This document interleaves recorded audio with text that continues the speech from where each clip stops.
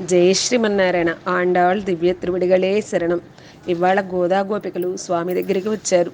వేకువజామున పొద్దునే లేచి వచ్చారు. సిత్తుంసురుకాలే వందు ఉన్నై సేవిత్తు, పొద్దున్నే లేచి మీ దగ్గరికి వచ్చాము స్వామి, మిమ్మల్ని సేవించడం కోసం అని ప్రార్థిస్తూ ఉన్నారు. ఏమని?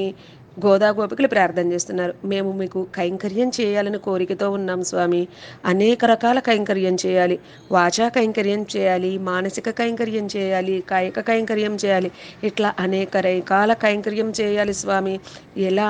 మాకు నచ్చిన కైంకర్యం స్వామి కాదు, మాకు నచ్చింది మీకు నచ్చింది కాదు, మీకు మాత్రమే నచ్చే కైంకర్యమే మా చేత చేయించుకో స్వామి అని కైంకర్య ప్రార్థన చేస్తున్నారు మన గోదా గోపికలు.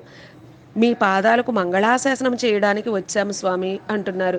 మేము ఆ గోవుల్ని కాచే ఆ కులంలో పుట్టాము, మీరు కూడా మా కోసం అక్కడ పరంపద నుంచి వచ్చి మా కులంలోనే జన్మించావుగా స్వామి, ఆ గోవుల్ని కాచే కులంలోనే. మేము కైంకర్యం చేయాలంటే వద్దు అనుకు స్వామి, నీ మీదున్న మాకు ప్రేమను తగ్గకుండా పెరిగేటట్లు చేయి స్వామి అని ప్రార్థిస్తున్నారు. అనేక రకాల కైంకర్యం చేయాలి. లక్ష్మణస్వామి చేసిన కైంకర్యం లాంటి కైంకర్యం చేయాలి, భరతాళ్వార్ చేసిన కైంకర్యం లాంటి కైంకర్యం చేయాలి అంటూ ఉంటే, మీరు పరాయి కోసమా అంటే, పరాయి కోసం కాదు స్వామి, పరాయి కోసం అనేది సామాన్య అర్థం స్వామి. విశేష కైంకర్యం అంటే కైంకర్యం కావాలి, అదే విశేష కార్యక్రమం కదా. ఏడేడు జన్మలకి కూడా మీతో కలిసి ఉండేటట్లుగా అలాంటి కైంకర్యం మాకు కావాలి స్వామి, మమ్మల్ని ఉజ్జీవించండి స్వామి అని ప్రార్థిస్తూ ఉన్నారు ఈ పాసురంలో గోదా గోపికలు. జై శ్రీమన్నారాయణ.